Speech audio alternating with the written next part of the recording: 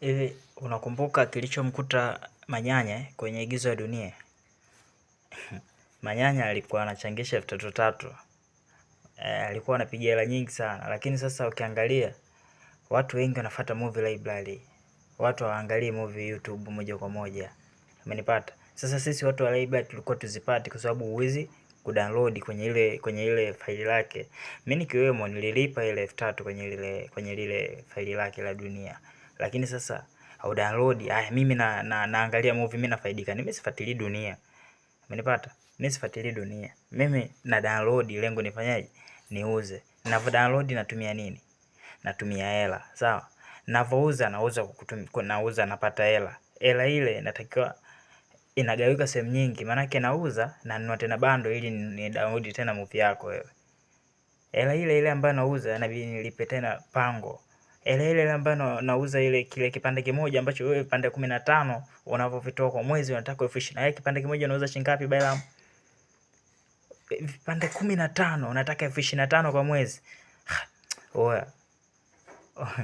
Mbona unazingua babu? Hii inakuchana, unazingua. Yaani kama umeshindwa kuigiza, kwanza wewe igizo wewe Bailam, unaigiza gani wewe? Dunia nani unaigiza gani? Big Boss. Big Boss si ya Vevo. Si tunajua Big Boss ya Vevo. Wewe yako ni Comedy Plus basi. Sasa hii kuna watu ambao haifuatilii kabisa. Tena kuna wengine kama sisi watu wa library, ukimuonyesha movie, hiyo toa hiyo. Hamna kitu kabisa. Mimi nataka movie za serious. Umeona?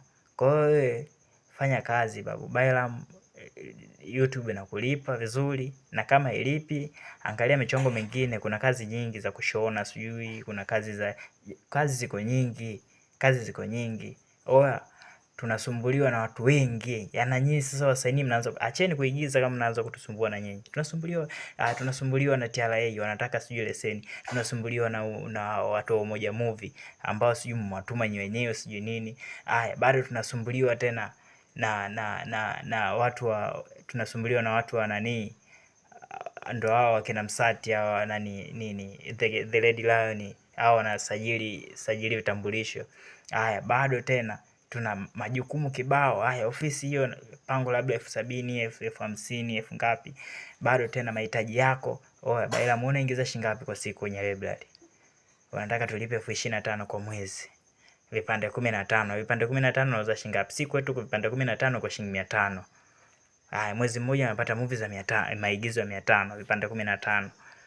Unauza kwa 500 mwezi mmoja. Mwezi mmoja mimi niuze 500 nikupe 25,000. Alafu tena pango linatakiwa. Wifi nataka.